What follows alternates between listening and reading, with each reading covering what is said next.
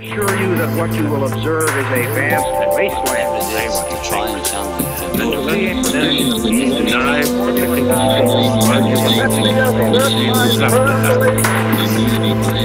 Free and uncorrupted communication.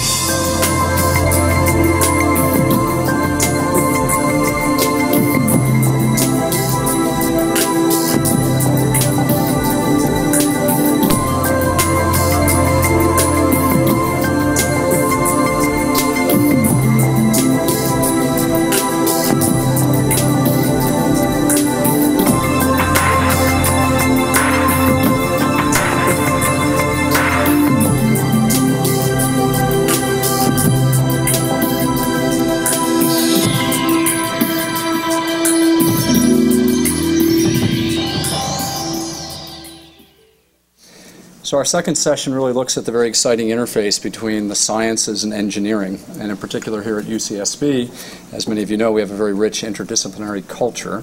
So that intersection with things like nanoscience and material science is particularly compelling for the kind of topics we're talking about today. So without further ado, I want to jump in and introduce the first speaker in our session this afternoon. Norbert Reich, who's a professor here in chemistry and biological chemistry, got his PhD from UC San Francisco, where he also did postdoctoral work. I'll bring his image up here. Norbert's team is interested in the study of enzyme function, primarily at the levels of catalytic and specificity mechanisms, with a long-term goal of developing enzyme inhibitors with potential therapeutic application. So Norbert, if you'd like to come up and give a presentation then entitled Biomarker Discovery and Medical Diagnostics. Is that one working? So does this work? It's working, okay. So I think I very much bridge the first session and the second session, as you might have been able to tell from the fact that this title is very different from the title that you just heard, right? So what I'm going to do is very, very briefly overview the kind of work that's being done in my lab on this topic right here, which is epigenetic enzymes and therapies. And I'm going to focus mostly on the biomarker, diagnostic, nanoparticle, kind of bio-nano-engineering type of thing, which has not been published and is very much the work of a very hard working group of people in the last 9 months, very collaborative, very interdisciplinary, and you're going to see some, but it's very raw, early stage kind of data. So my labs, a big part of my lab works on this class of enzymes. They're epigenetic enzymes and therapies, and it's actually pretty amazing because a lot of the talks, starting with Ken Kozik and Dennis, Joel's talk, they touch on a lot of things that this group of enzymes is very much involved with.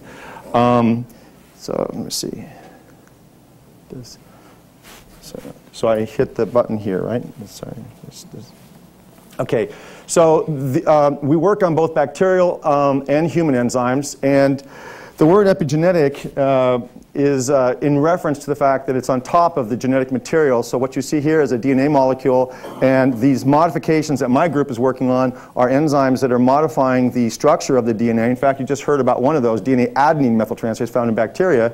And this just shows you where that is. It's in the major groove of the DNA. And the modification is a very simple one. It's just a signature of a methyl group there and a methyl group there. But the effects are profound in biological systems. You just heard about one of them. You'll see examples a little bit with respect to the human situation as well. So again, we study both of these enzymes, or both classes of enzymes. But the focus of my talk today is going to be predominantly on what I call bio-inspired assembly of functional inorganic materials, as exemplified by this gold nanoparticle here. And we do have an effort on nanoelectronics. I'm not going to talk about it. But what I will talk about is a very new collaboration with a number of people. Martin Moskowitz, who was here earlier, I don't know if he's here now. He's a major collaborator with us on this. I'll also talk about a non-PCR detection of nucleic acids, which is focused on human papillomavirus. And if I have the time, I'll talk about a technique that we published on last year that we've now extended into proteins, which is basically going beyond FRET technologies. So basically, this is going to be a lot of talk about tools and new method development that has a lot of biological and biomedical applications. So very, very briefly, this does not do justice to all the people in my lab working on these enzymes. The bacterial DNA methyltransferases are extremely important for not only the control of virulence and certain pathogens, but they're involved in mismatch repair, the control of replication, just an enormous amount of biology, all driven by that methyl group that comes onto the DNA in that position.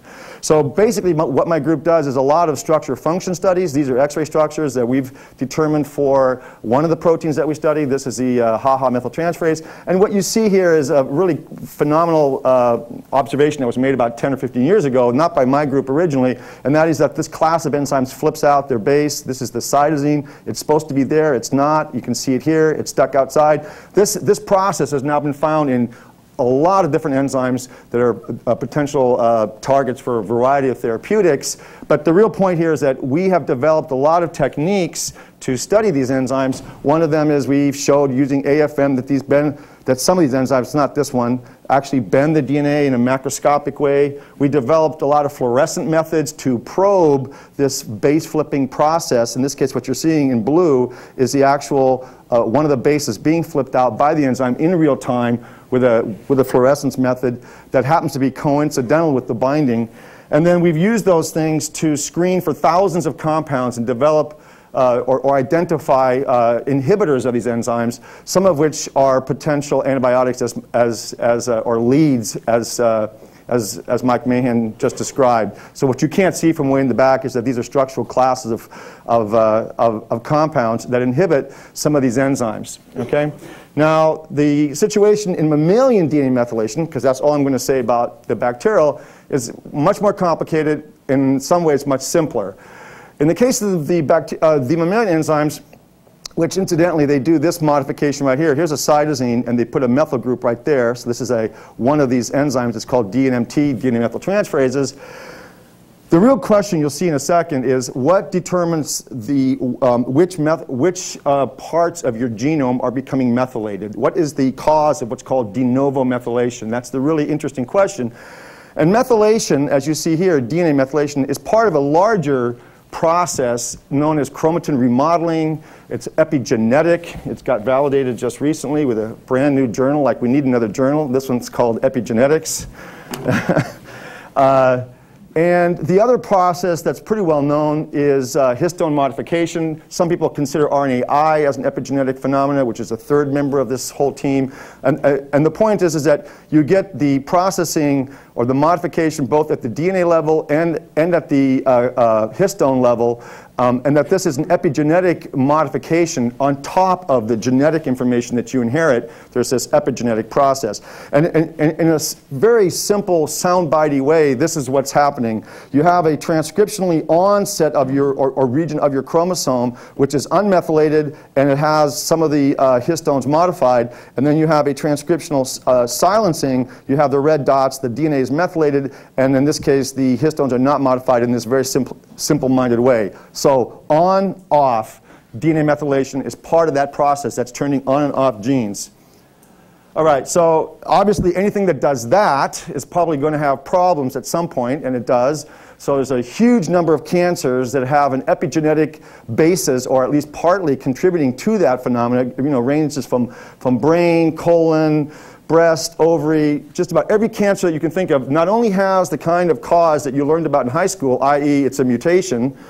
There's an epigenetic phenomenon, meaning there is no change in the DNA. It's just a change in how the DNA is read because of an inappropriate methylation of the p53 gene, as we heard about before. Okay, there's neurological diseases. There's a lot of imprinting diseases, Fragile X, for example, and of course aging. So there's a lot of diseases that are associated with the inappropriate methylation. Now the really key thing here is summarized in this nice simple cartoon, which came from a Reich and Walter review. And the lines to follow here are the red and the blue. This is the level of methylation in germ cells and the subsequent embryo. And what you see that's really amazing is that you see these waves of loss of methylation within the genome, remethylation, then loss of methylation, and then a remethylation. Now this is looking at the sex cells. In reality, you can see the same kind of tracking in somatic cells, which is tissue specific. Okay, so that's the idea, And obviously this has implications for a variety of very cool biology, stem cells, gene therapy, and cloning. We've heard about some of those things today. DNA methylation is absolutely essential to all of those processes. It's very, very important. Okay? I don't have the time to go into all that. What are we doing? What we're trying to do is study a variety of mechanisms that could lead to that. We're looking at RNA-directed DNA methylation. You heard about a post-transcriptional version of this today. This is an emerging area. It's transcriptional regulation. The mechanism that we're testing here is an RNA comes in, it forms a heteroduplex, it targets the methyltransferase, it does methylation, and then you get promoter silencing, and that's a possible way of regulating gene expression. We're also studying the allosteric regulation of the enzyme, and we're also doing this work right in here as well to try to really understand what how does de novo methylation get started. Okay, so this is really what I want to spend the time on. So one of the questions that's really amazing to me, we heard about the 10 to the 14 cells. There's also 35,000 or more genes. And the question is, how are these read, which result in this very differential expression of genes throughout these different cells. And this is kind of like Bio 101, very, very quickly. The bottom line is that you have chromosomes and chromatin, it's packed, and then at the end, and you're going to see another slide that makes this a lot better to understand, at the end, you have a combinatorial assembly of regulatory proteins that go to certain places within the genome and turn genes on, or turn genes off.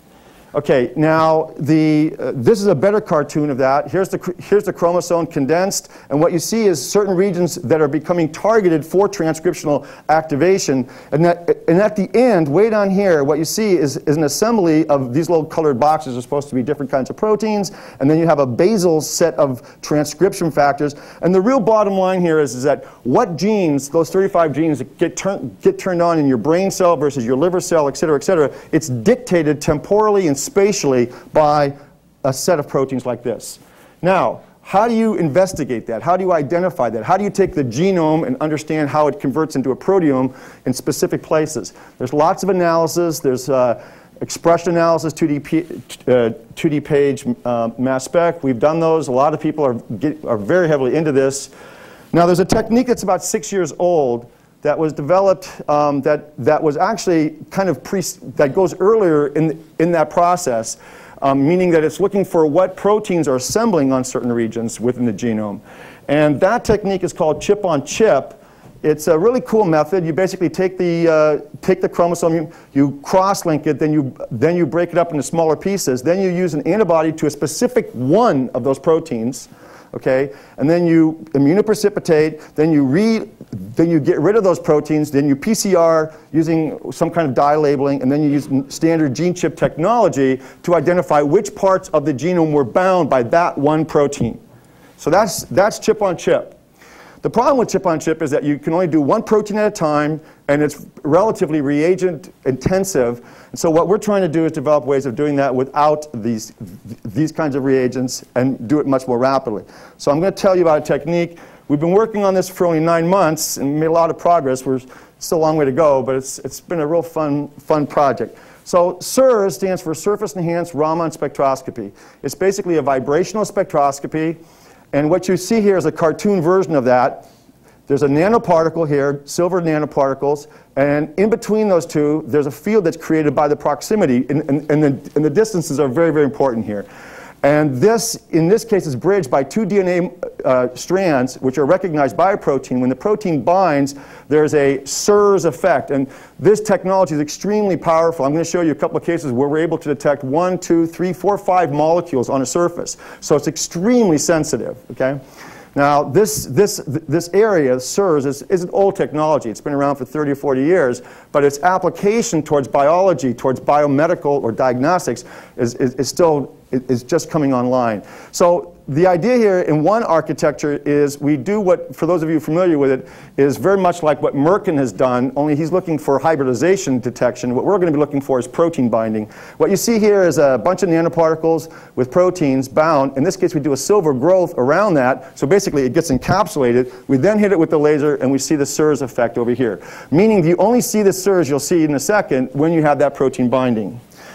Okay, so for those of you who like the details, that's down in here. This is supposed to be a nanoparticle. This is a capture piece of DNA that's supposed to be recognized by your favorite transcription factor. In this case, this is our first proof of principle. We just put a biotin on here. This is streptavidin with a dye. And what you see here is we can detect the dye binding. If we don't put the biotin on there, you don't detect the dye. You don't detect the protein binding because it's not bringing in the dye, because there's no biotin. So this was our first proof of principle that we could get this to work.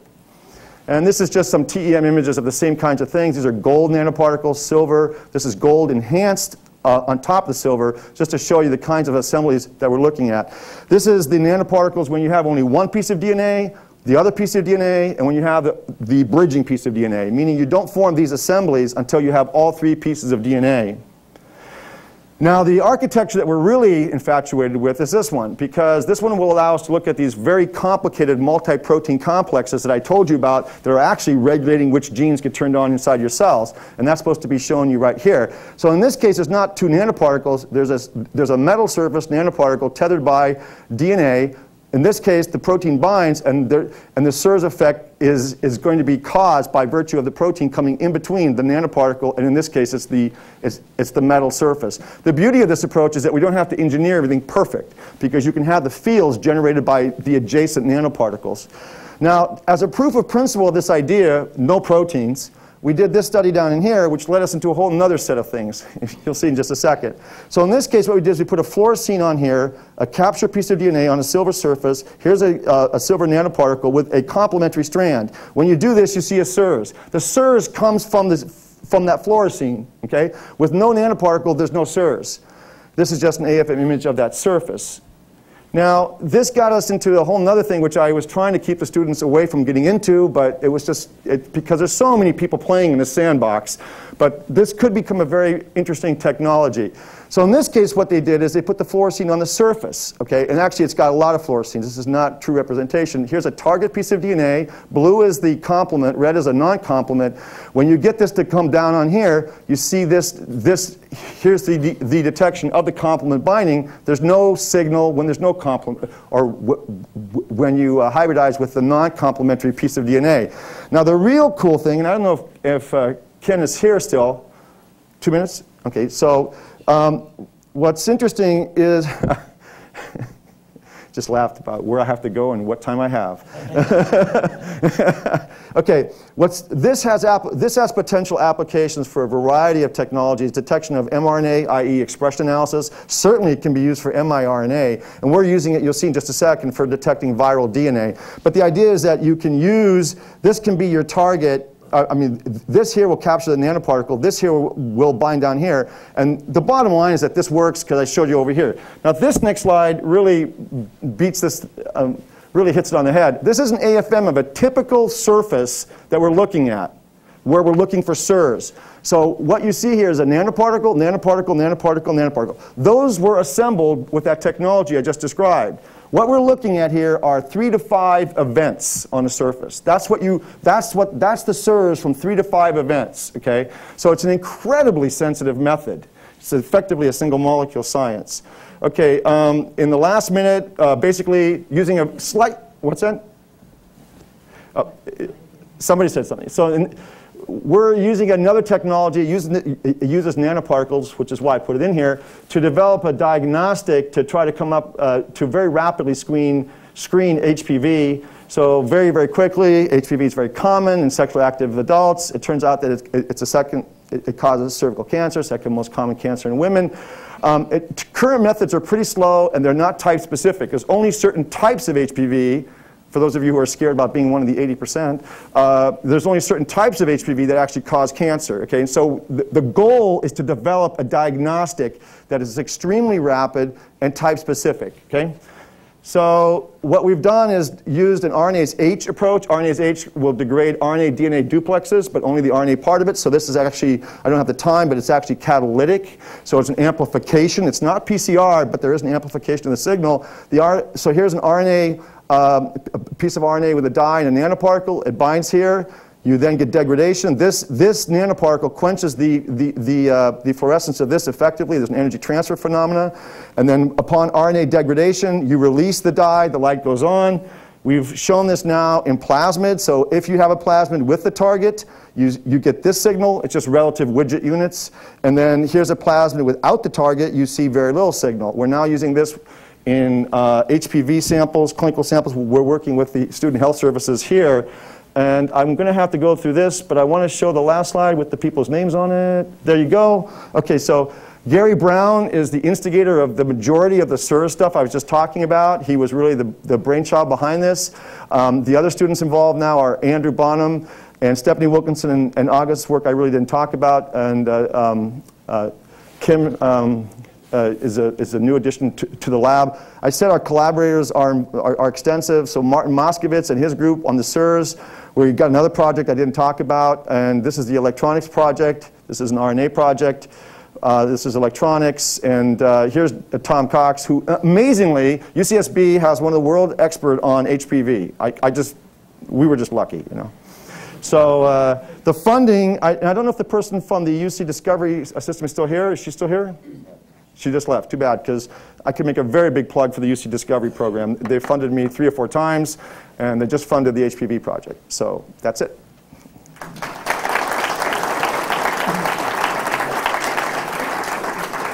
Okay, we have time for maybe a quick question, clarifying question, perhaps.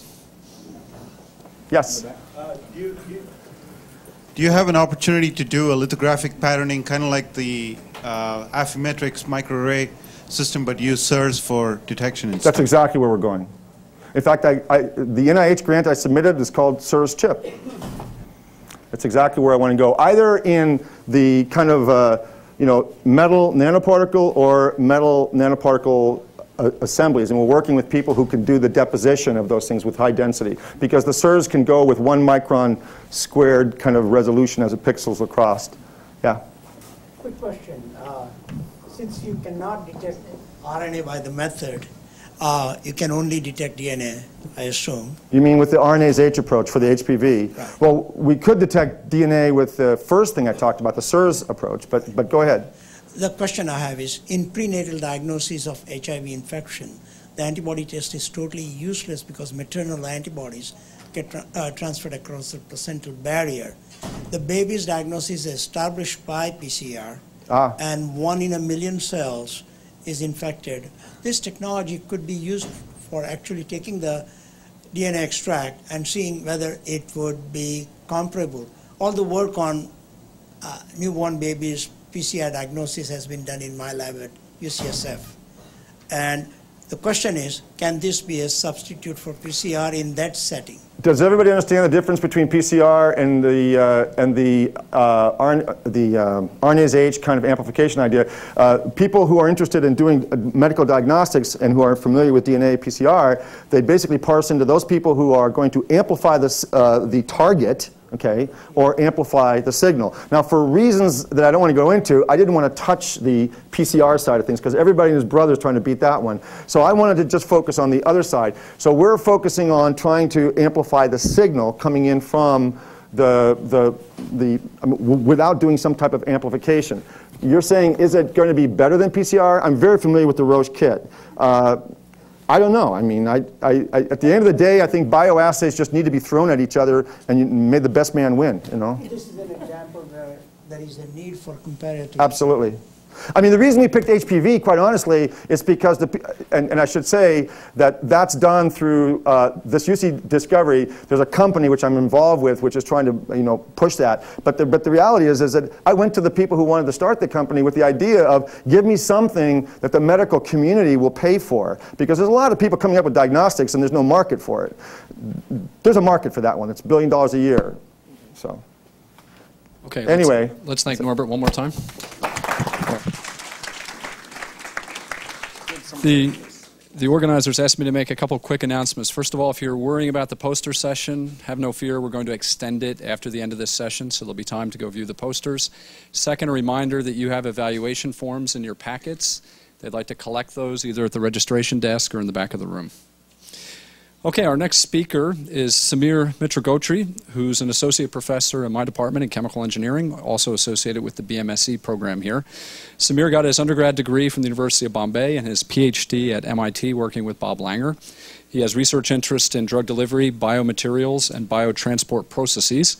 And his provocative talk today is entitled Polymeric Nano and Microparticles for Drug Delivery. Does shape matter? Absolutely does. Thanks, Frank. I'm going to talk about the work done by my graduate student Julie Champion and postdoc Yogesh Katare in our lab. And I'm going to tell you about how to design shapes of polymeric nanoparticles for drug delivery. Now, polymeric particles, as many of you know, have been used in drug delivery for a long time. And in the simplest form, you can take a polymeric particle, let's say of a size of 100 nanometer in diameter or up to micron in diameter, and you can encapsulate drugs in them and deliver the particles either by injection or by any other route. And they provide several benefits.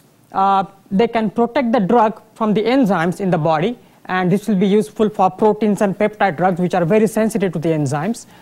You can get sustained release of drugs, which is important if the drug is eliminated very rapidly. So you can have a depot of the drug from the particles, and it will be slowly released into the body over a long period of time. Or if you want to target your drug, you can have your drug inside the particle and have it surface coated with, let's say, a peptide, and you can target it for the treatment of, let's say, cancer. And there are many polymeric particles in the development or on the market. Probably growth hormone is the most leading example.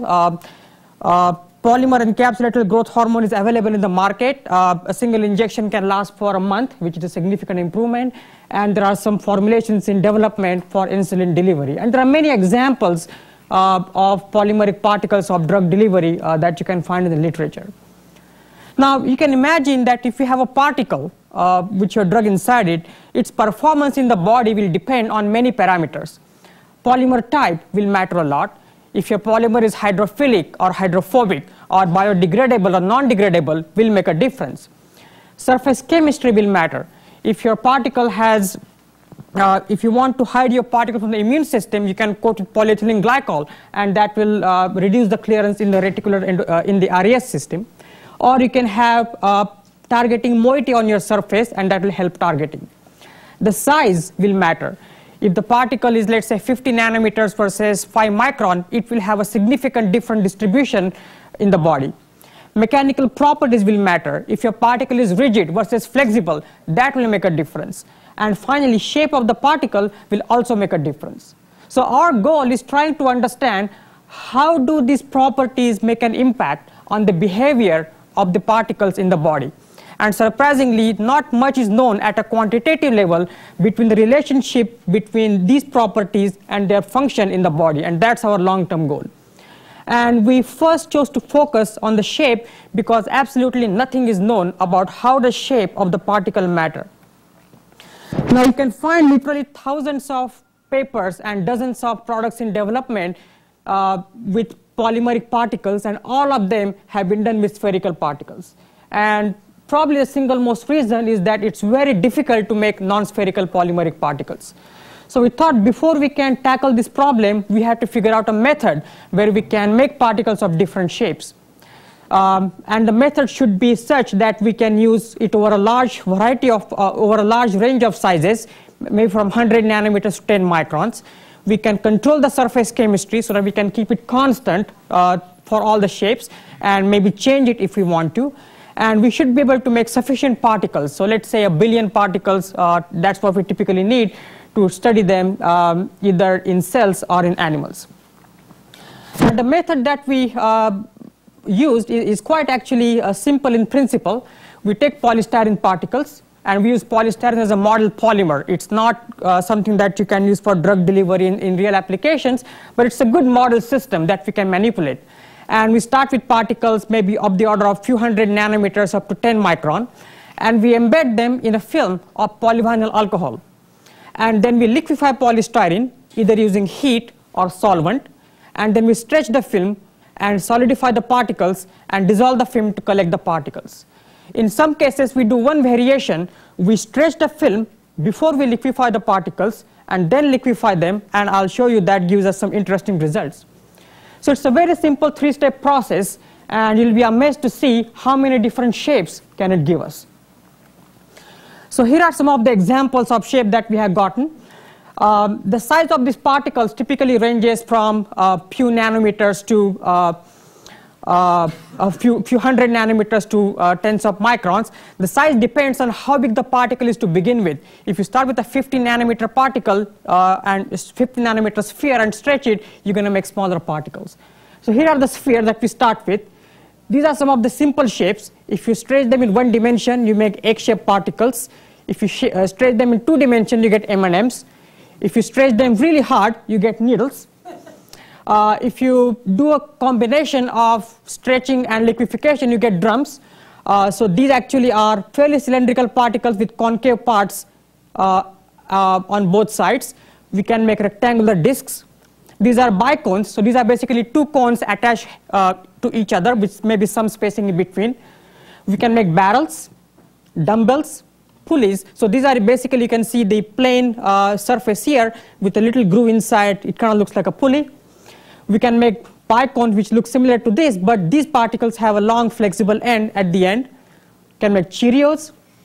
Diamond discs. This is actually an optical microscope, so you can see it clearly, but you can probably make out the diamond shape. You can make discus, which look kind of like M&M, but these are sharp edges. You can make screw heads, bullets. This is my favorite shape, UFO. So you can see a spherical bulge at the center with a thin blade around it. Occasionally we make bell-shaped particles, surfboards, and these, for the lack of a better name, kind of look like E. coli. So, and there are probably a dozen more that are in the making, and we have identified that we can probably make them. So it's quite amazing to me that a simple process like this can give us such a range of different shapes. So now that we have the shapes, what do we do with them? How do we find out the shape really matters? What aspects of drug delivery can shape influence? For the most important step we thought was phagocytosis. So when you inject these particles in the body, they're going to get cleared by macrophages, as we heard before.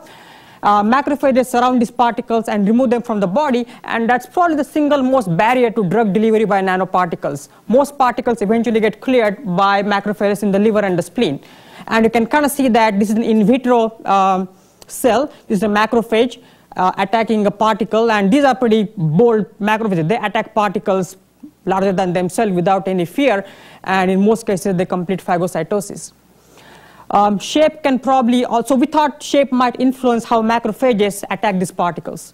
Shape can probably also influence circulation behavior. When these particles circulate in the blood, the shape will make a difference to the rheology of these particles, and we thought that might have an impact on drug delivery. The shape might impact how they target different tissues in the body. And finally, the shapes might impact the release rate, because the release depends on the surface area, and the shapes have usually different surface areas, so we thought the shape might make an impact there. And we decided to focus the studies for the first part on phagocytosis, and that's what I'm going to tell you about today. I'm going to show you 2 movies where a surfboard-like particle is being attacked by macrophages, 1 macrophage in each case. In this case, the macrophage comes from this side, the tiny end, and in the other case, the macrophage comes from the flat end. And I'll start the movie and tell you how it looks. So the macrophage attaches to the particle and starts eating it, and you can see the membrane progressing on the particle, and pretty soon it's going to complete phagocytosis, and the cell will completely surround the particle. Now, if the same, I'll let you watch it one more time. Now, if the same cell comes from the side, see what happens? The macrophage tries hard to surround the particle. It actually spreads on the particle, but is never able to complete phagocytosis. So while in this case, the particle is very steady, the cell grabs onto it and moves on it. In this case, the cell is just not able to complete phagocytosis, so it just keeps on going back and forth. So we studied this for a number of different, this is actually, you can also see the membrane movement a little bit clear in the SEM. So these are the SEM pictures from the same experiment, and you can see the macrophage coming from this side of the particle, this is the brown part is the macrophage, and it makes nice and consistent motion on the particle, and pretty soon it will completed phagocytosis. This is a sphere.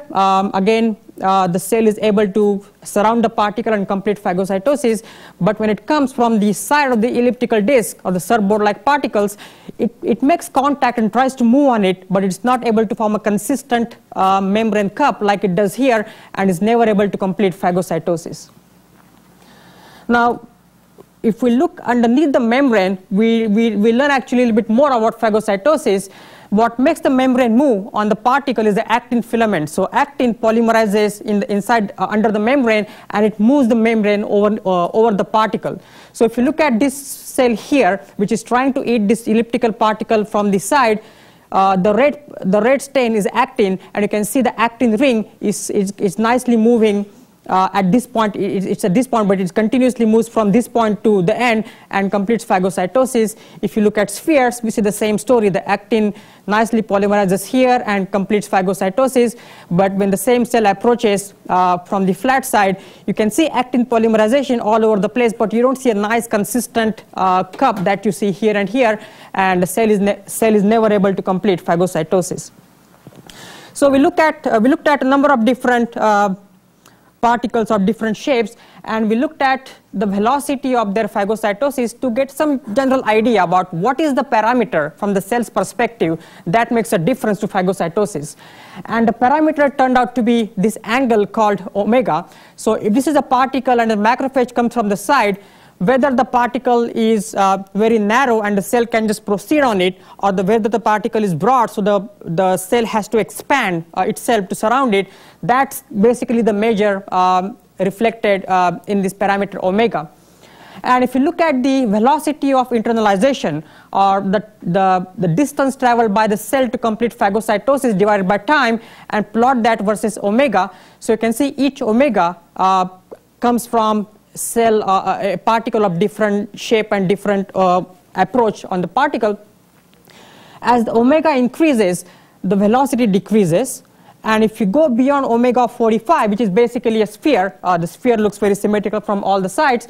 If you go beyond 45, there is no phagocytosis. And the same trend is observed regardless of whether the particles are just plain polystyrene particles, or if we have some sort of opsonization by putting IgG on the surface.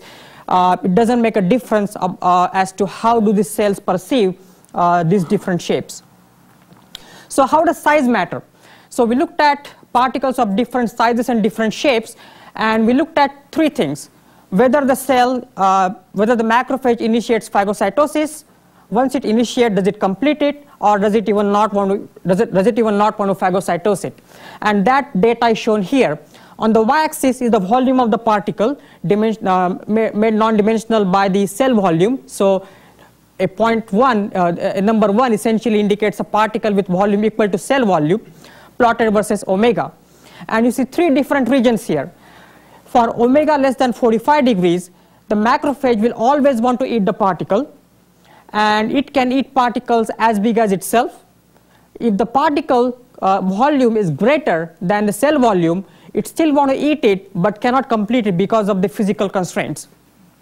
But if you exceed omega equal to 45, it would never want to eat it, no matter how small the particle is. So that to us was a revelation, because people had thought that size is one of the most important factors in phagocytosis, and what we found out that shape is what really gets macrophages going, and size is really limits us only in cases when the particle gets a lot bigger than the cell itself.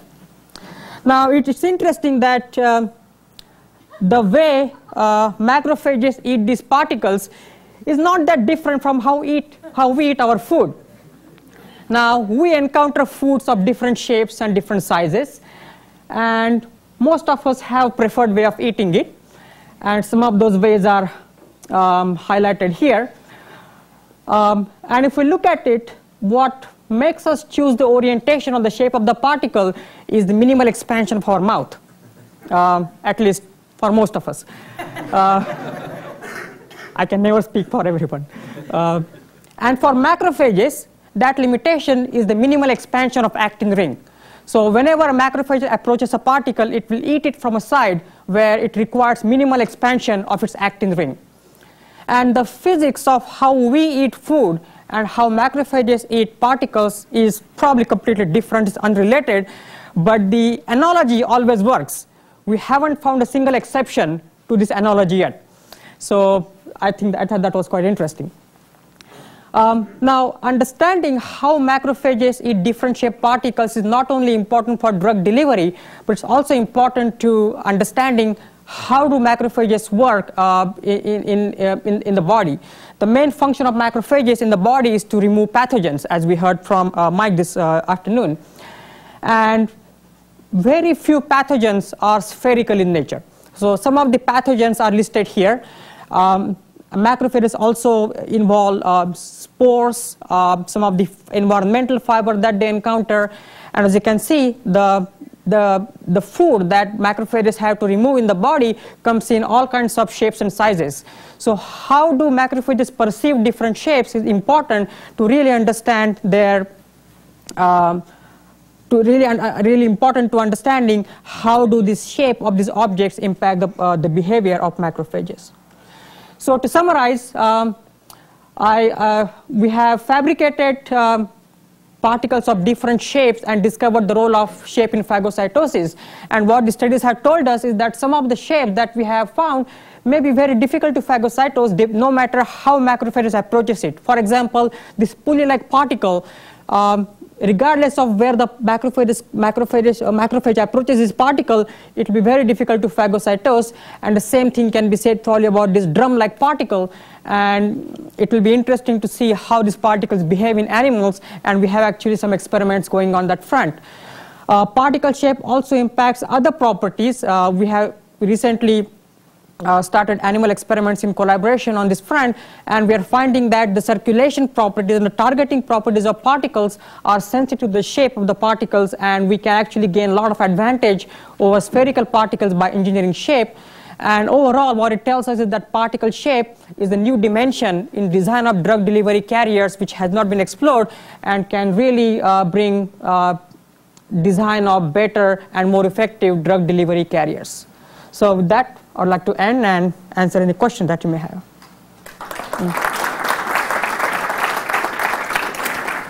Okay, thank you, Samir, for a very thought-provoking talk. We've got time for some questions. Maybe I'll start things off with an engineering kind of question. How controllable is your synthesis route for getting, let's say, uniform particle sizes or shapes out of these, your synthesis procedure? There are some shapes which are more robust than the others. So some of the basic shapes like rods and elliptical discs, they are more robust.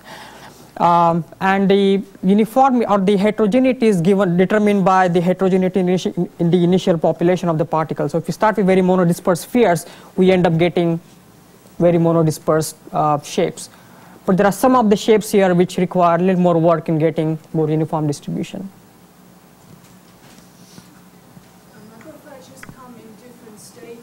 Resident macrophages or activated macrophages. Did you have a chance to look at these processes in the different states, mimicking different states of macrophages? Not yet. So these were cultured alveolar macrophages like cell line.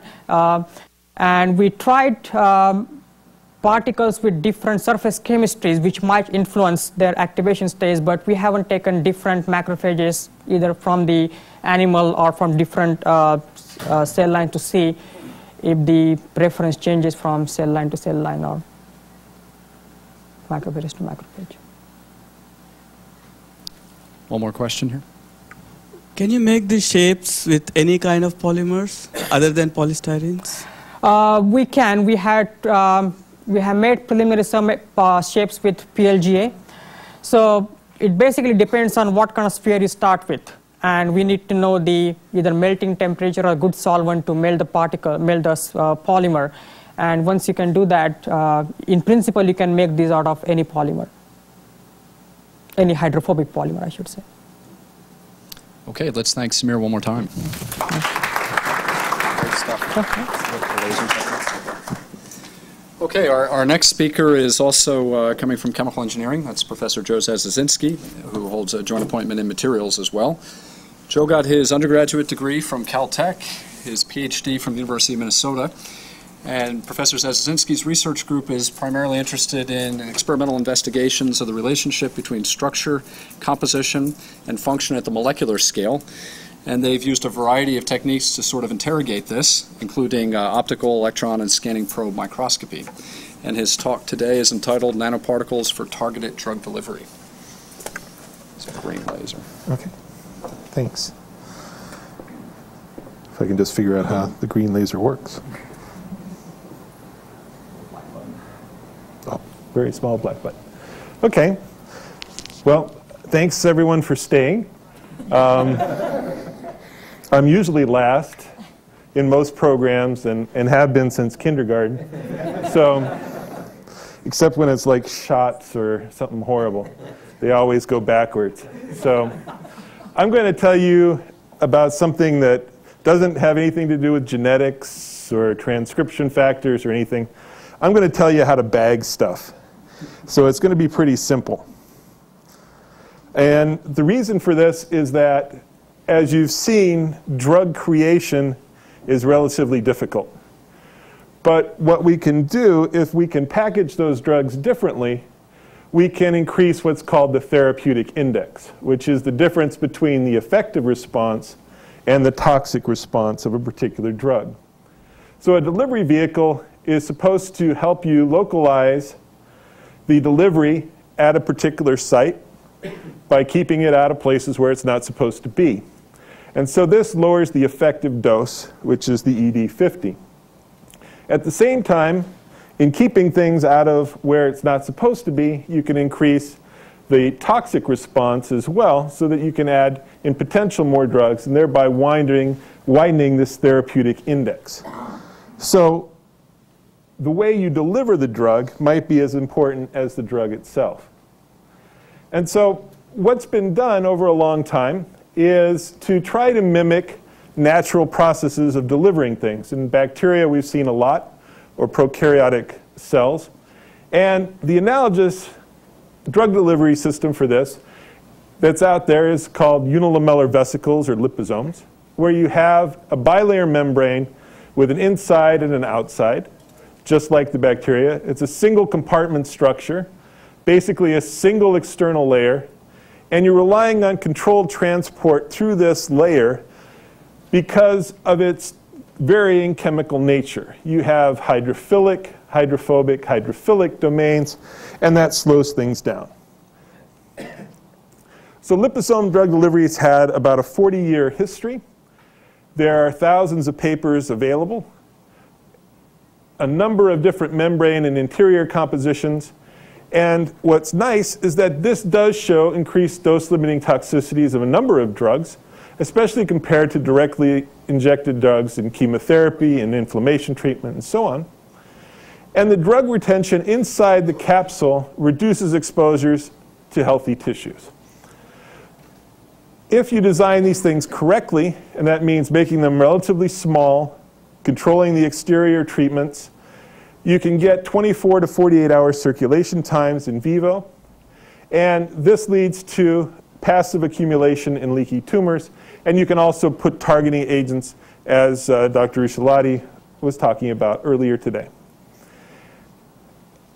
However, after these 30 years, there's really only been 2 vesicle-based or liposome-based drug delivery systems that have been approved. And this is for one particular chemotherapy agent, doxorubicin. And why is that? And unfortunately, and what's kind of sad, it's kind of like going to the grocery store and you got a big bag full of candy, and as you walked home, you didn't know there was a little hole in the bag, which probably explains why you had a bunch of kids following you on the way home. These things leak. And while they are very good at containing different types of drugs, like vincristine, in saline, for weeks on a time, you put these into a physiological environment, they leak out within an hour. But even this shows increased efficacy in animal models of different diseases. And this is pretty uniform over all small molecule agents, including Cipro, an antibiotic that people are pretty familiar with. Again, weeks in saline, minutes in serum. And these things show increased efficacy, but not enough to really justify their incredible extra work. And so over the last decade, there's been no new liposome carriers approved by the FDA. And research on this, while it's continuing, has sort of come to an ebb. So in the, again, sort of simplistic world I live in, if a single bag isn't very good, why not put things in 2 bags? And this is an inspiration I got while working at Stater Brothers Market after high school by little old ladies who got mad at me when their eggs broke on the way home. And of course, nature's already thought of this. And this is basically the difference between a eukaryotic cell and a prokaryotic cell at a very engineering level. We have higher levels of functionality because we have internal compartmentalization. And this is basically nature's approach to better retention of the contents, as well as division of labor between different membranes. And so the first thing you have to do when you think of something like this is come up with a new name. And that's what we did. We called it a Vesosome because all the good names were taken. But it sort of puts vesicle and liposome together. But what's possible with multiple encapsulation is that each membrane can be of a different composition, and you can divide the labor between the different compartments to have different kinds of functions. So you can separate compartmentalization from permeation or release control. You can also incorporate things into these that are relatively large, including other vesicles, macromolecules, colloids, polymer particles, etc. And you can start thinking about making these cocktails that people were talking about earlier.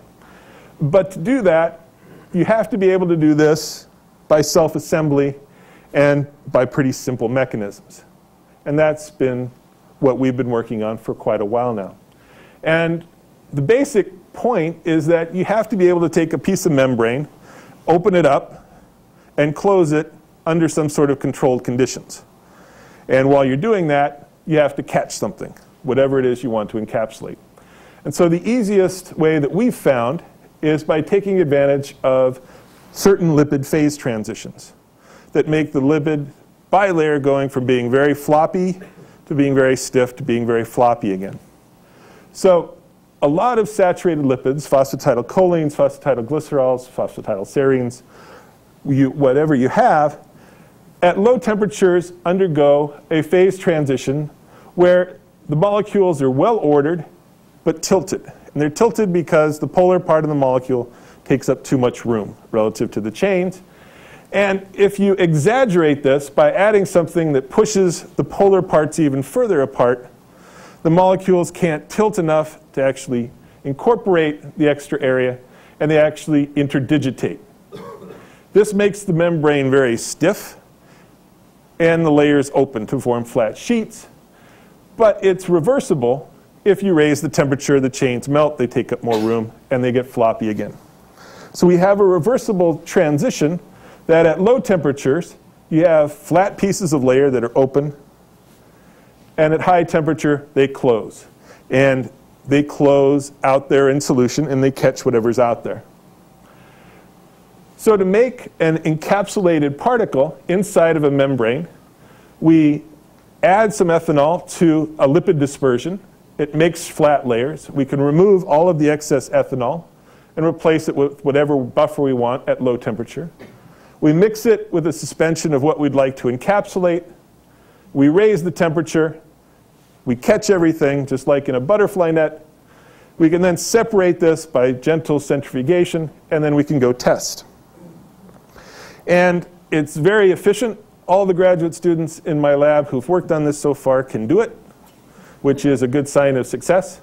And you can see that there's lots of little particles inside a limiting membrane, and these are freeze fracture pictures that show you there isn't much outside. And there's lots of these things. So we can do it at pretty large scale volumes. And they actually seem to work. So one of the standard things you look at is our phospholipases when you're studying membrane degradation and release. And if you have unilamellar particles at the same concentration as the Vesosome particles, and you expose them to phospholipase A2, over the course of a couple of hours, the liposomes have lost their contents. Whereas the Vesosomes that have this multiple layering don't have much extra release over the background over the course of about 24 hours. We can do the same sort of thing in serum. Again, single-layered particles show very rapid release over the course of 20, 30 minutes, just as we found for all of the previous experiments. Half-life of about 15 minutes. But what we're also seeing is that whatever in serum is enhancing release, it gets used up. And these are the sort of things, again, that Dr. Rishlati is saying by dumping some sham liposomes into the system might help. But with our Vesosomes, again, with the same amount of serum, we see no release, or not much release, over background, and we extend the half-life to release to on the order of 15 hours. So to see if this works with drugs as well as with dyes, we use Cipro, which turns out to be nice in a lot of different ways. Not only is it a drug that we'd like to eventually use in a vesicle or a liposome delivery system, we can take advantage of some unique properties of the molecule.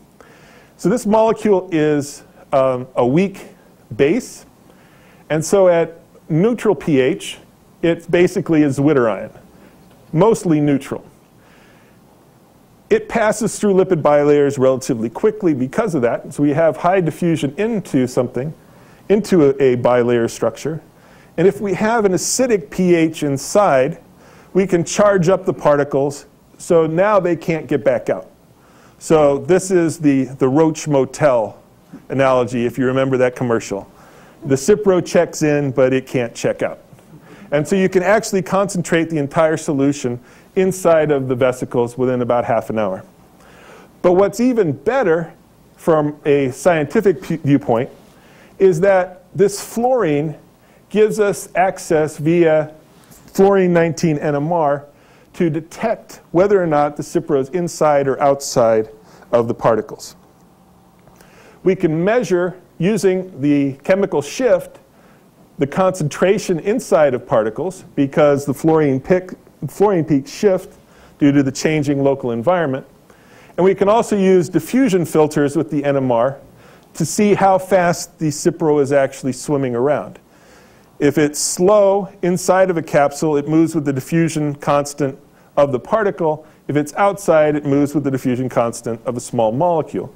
So you can essentially monitor this thing without any sort of external or changes in the either the Cipro or the carrier. So what we're seeing is, again, just as in previous experiments, with the same composition of the liposomes and the Vesosome, release from the small particles, the unilamellar particles, in about 10 minutes. Release from the multi-compartment particles over the course of about 24 hours, which is our circulation time, which is what we're looking for. So the drug release time is extended by a factor of about 100. And we can also start checking the hypothesis of how these things are being released.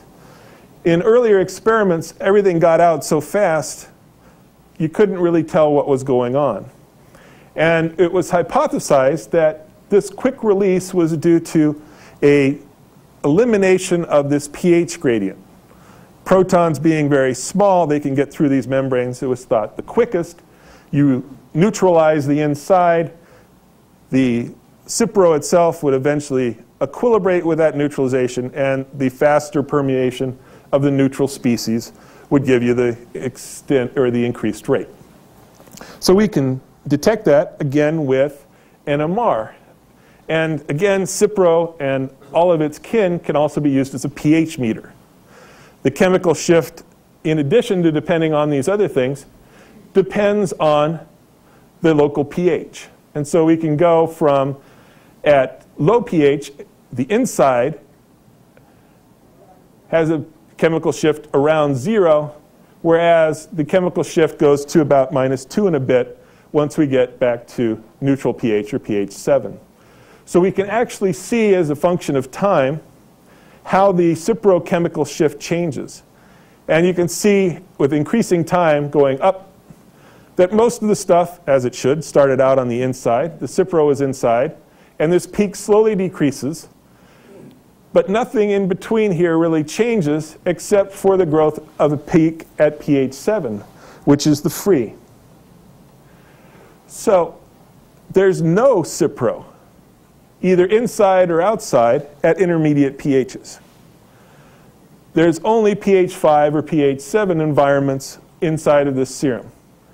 So it looks like, and these are for single-layered particles, releases by a failure of the carrier. They're basically popping like little balloons, and the contents are mixing.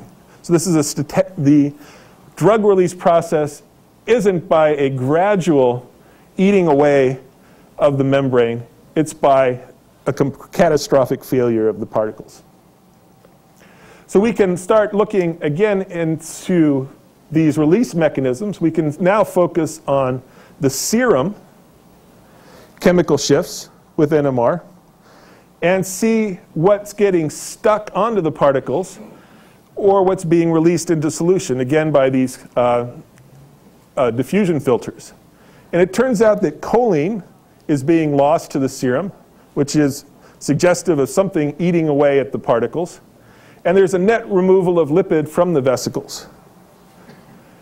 We can also see that certain unsaturated lipids and high-density lipoproteins are decreasing, which means they're getting stuck onto the layers. And this is generating, it's probably the first step in this formation or this catastrophic destruction. So to conclude, in the bloodstream, release from conventional liposomes is by degradation of the carrier. And it appears to be some combination of protein insertion and enzymatic digestion, and not by permeation. And this explains why there's such a decrease in drug half-life relative to saline exposure. This tells us also why, by putting a second layer around, is going to help us so much. In the Vesosome, the exterior bilayer just acts as a barrier to these enzymes. In order for an enzyme to get to the inside, it has to chew a hole big enough for itself. It's the difference between why ants get into your house so easily and why it might take a little bit longer for me to basically chew my way into your backyard. That's the difference between, a molecule of a couple hundred molecular weight to an enzyme of several 100,000. So release occurs now over the same time scale as the circulation lifetime. And with that, we're more or less done, hopefully on time. So drug release via liposome or membrane-based carriers is by failure of the carrier. We can make these vesosomes at all sorts of amounts by basic mixing processes and changes in temperature, as long as we know the lipid phase behavior. The structure of the particle, rather than its composition, is what's actually providing the increase in drug retention. And as we start to move into more of the scientific questions, it might be interesting to put different lipids on the inside compartments and the outside to see how specific these different phospholipases or proteins are at actually starting to attack the interior compartments. And what's been fun is collaborating with Brad Schmelke's group and developing NMR methods to look at non-invasive and no-label monitoring of drug release profiles in blood. This has simplified our life a great deal, and it does take away all of the questions about, well, what about this thing versus that thing? We're actually using the drug itself as the monitoring tool. And support from the project came from a Penn grant from the NIH and the ICB.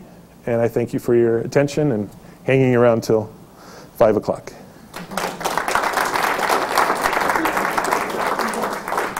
Okay, thank you, Joe, for a very stimulating talk. There's time for a couple questions.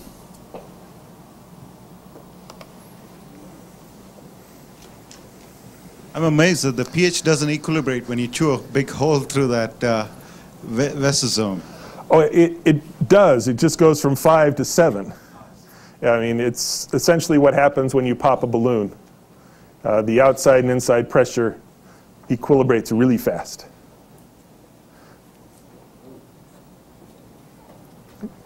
Joe, maybe I'll ask a quick question. If one wanted to think about functionalizing the surface, perhaps the outer surface, to play games with the rate of release, play games in the controlled drug delivery domain, for example, have you begun to think about clever ways to functionalize the outer surface? That's actually really easy with lipids because you just tag anything you want to a lipid tail, and you can add them before making the Vesosomes, you can add it after, you can add it during the process.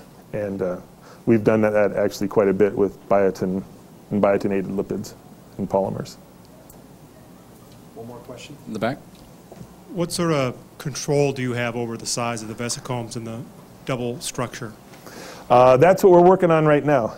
And right now, the average size is about a micron, which is too big. So we are working to make them smaller, either by sort of brute force methods, which work, but we get losses.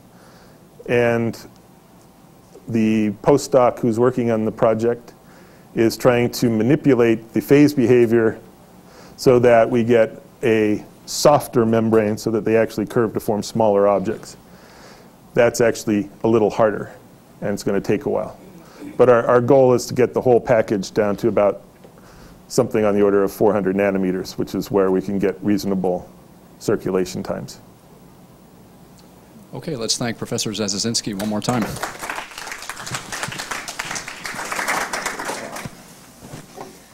Okay, there are a lot of cliches I could use here, last but not least. Man who needs no introduction, et cetera, but very pleased to introduce as our last speaker of the session the Dean of the College of Engineering, Professor Matt Terrell. Matt's internationally recognized group has been very active in polymer surface properties, including adsorption, adhesion, surface treatment, friction, lubrication, and biocompatibility. Not only is he the Dean of our College of Engineering, he's a professor in material science, chemical engineering, as well as the BMSc program. And without further ado, I'll turn things over to Matt, who will speak about peptide material science. Thank you. Thanks. Yeah, this thing that Joe just said here at the end about how you can link lipid tails to anything and decorate liposomes is very germane to what I'm talking about, because we've really been exploring that idea in a number of directions. This is the third in a series of talks about making engineered objects for delivery or for mimicking various aspects of naturally occurring vehicles in the body, or for man-made vehicles for drug delivery.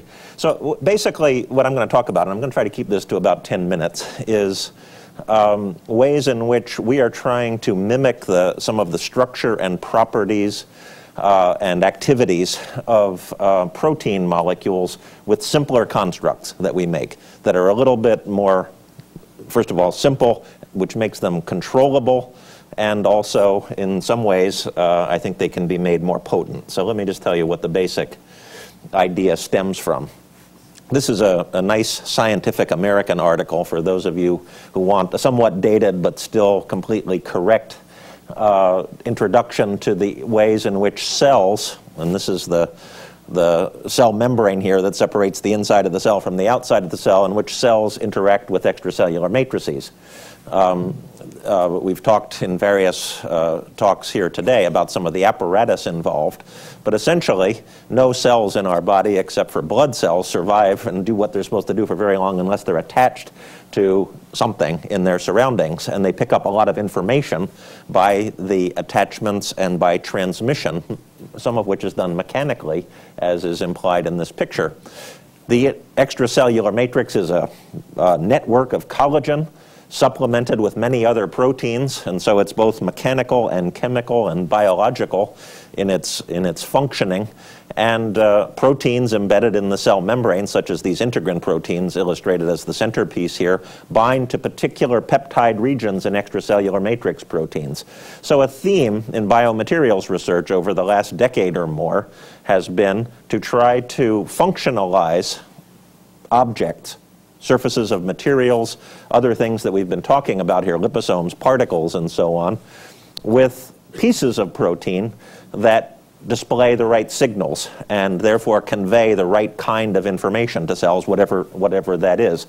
You might ask, by the way, if you want to make, if the extracellular matrix is largely collagen and you want to make a surface look like collagen, why don't you just paint it with collagen? And that doesn't seem to work very well.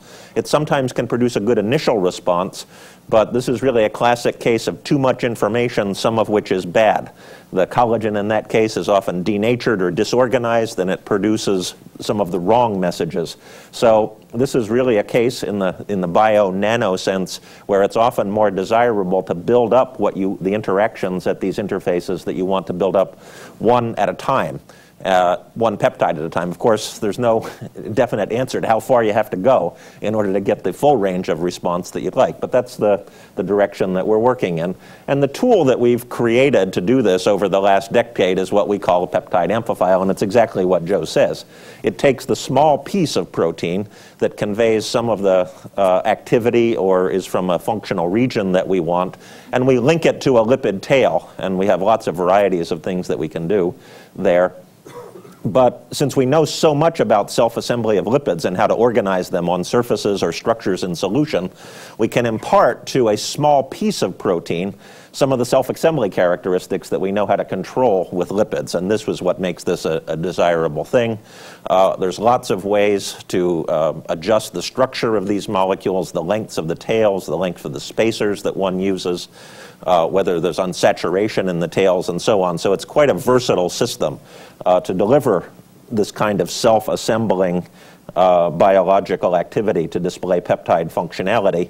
And this is sort of a panorama of things that we've published recently in different ways. These things which have a hydrophobic tail and a hydrophilic peptide component, if they're exposed, for example, to a piece of hydrophobic plastic or some other piece of material that can be made hydrophobic, know which end is up. They put their hydrophobic tail down and they put their biologically active stuff up. These things like to pack at a certain density. We know a lot about phase behavior, so we can make homogeneous and heterogeneous mixtures.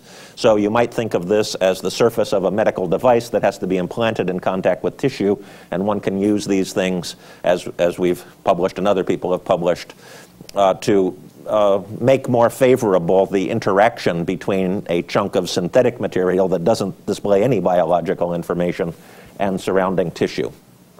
Liposomal drug delivery is obviously a logical outlet for this, and as Joe implied, and I'm not going to say much more, these things are good agents for functionalizing surfaces of synthetic bilayer membranes as well, and they can be used to target, they can be used to enhance membrane transport and that sort of thing to get things inside of cells. I'm going to focus in the next few minutes on this last kind of object, which we haven't heard too much about, which is micelles. These are things where we don't have a bilayer membrane, but the interior is hydrophobic, created by the aggregation of the hydrophobic tails, and then a corona of the biologically active peptide is displayed around the structure. These are easy to make. Any kind of peptide that you can make by solid phase peptide synthesis. We've developed simple chemistry for putting various kinds of lipid tails on the end. So these are things that are readily made in our lab. To give you an idea of, I think I'll go back before I talk about that and stay on this picture a second. To give you an idea of the kind of utility of these, I'm going to show one example of how one can use protein analogous micelles to good effect. But I have to tell you a few things that I didn't put slides in here about. We discovered an interesting fact a couple of years ago, which is that this was well known. We didn't discover this part.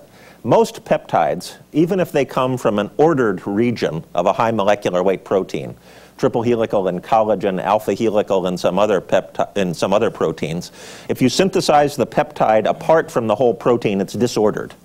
And therefore, one might think that it loses some of its structure. An interesting thing that we discovered a couple of years ago is that if you do this kind of lipid conjugation and make this kind of peptide amphiphile construct that we've talked about, that I've talked about for the last few minutes, in many cases, when tethered to a hydrophobic lipid tail, the peptide becomes highly ordered, when one goes above the critical micelle concentration. This happens with a variety of collagen peptides and a variety of alpha helical peptides, and I'll show you an example of that. So not only are you making an object that in some sense has the shape and size, and in some ways some of the overall global structural features of proteins, for example, the hydrophobic stuff is on the inside and the biologically active stuff is on the outside, but you get some extra enhancement of the secondary structure, driving these small pieces of peptide into what you think might be a more biologically active structure. So here's an example. I didn't show the whole peptide that we're using, but this peptide here that we call B-zip is a so-called basic leucine zipper, which is a common motif found in many transcription factors, which came up in Norbert Reich's talk. The job of these proteins, and these regions are the functional piece of that, is to bind DNA in a scissors-like arrangement. Some of the things that we've been thinking about, of course, are what kind of activities, what kind of protein-like activities could you deliver with single peptides?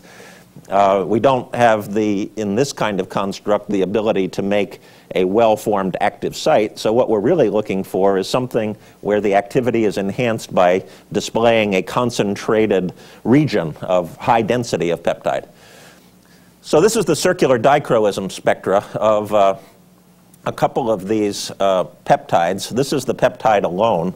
Circular dichroism compares the absorption coefficients of right and left circularly polarized light. So it's sensitive to the chiral elements in a protein. And this kind of double negative peak is indicative of an alpha helical structure.